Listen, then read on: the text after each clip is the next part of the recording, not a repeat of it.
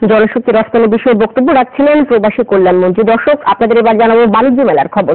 বেকার তরুণ এবং শিক্ষার্থীদের জন্য কর্মসংস্থানের একটি বড় সুযোগ করে দিয়েছে ঢাকা আন্তর্জাতিক বাণিজ্য মেলা।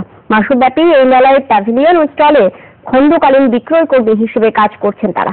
কাজের এই অভিজ্ঞতা ভবিষ্যৎ কর্মক্ষেত্রে ইতিবাচক প্রভাব ফেলবে বলেই মত সংশ্লিষ্টদের। দর্শনার্থীর পদচারণায় মুখর ঢাকা আন্তর্জাতিক বাণিজ্য মেলা। এখন শুধু পণ্য পরখ করার পালা, আর কদিন পরই শুরু হবে কেনাকাটা। পণ্যের সঙ্গে পরিচয় করিয়ে দিতে সবখানেই ব্যস্ততা। এই কাজে নিয়োজিত তরুণ তরুণীদের বড় অংশের তৈরি হয়েছে খণ্ডকালীন কর্মসংস্থানের সুযোগ। খুবই ভালো লাগছে যে এরকম একটা কাজ করার সুযোগ পেয়েছি। এক মাসে আমাদের এক্সপিরিয়েন্সটা আমি পরবর্তীতে সেটা আমি দেখাইতে পারবো যে না, আমার একটা এক্সপিরিয়েন্স আছে। ফিউচার মানে যে জবে ঢুকবো সেটার জন্য আমার ভালো হবে এটা।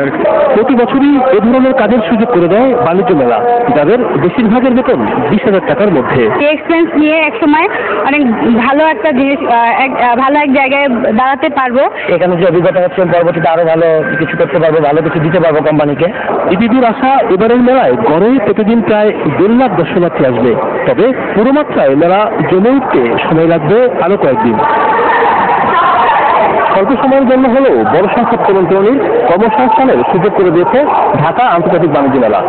এই অভিজ্ঞতাকে কাজে লাগিয়ে ভবিষ্যতে কর্মপথ আরো সুগম হবে এমনটি মনে করছেন সংশ্লিষ্টরা।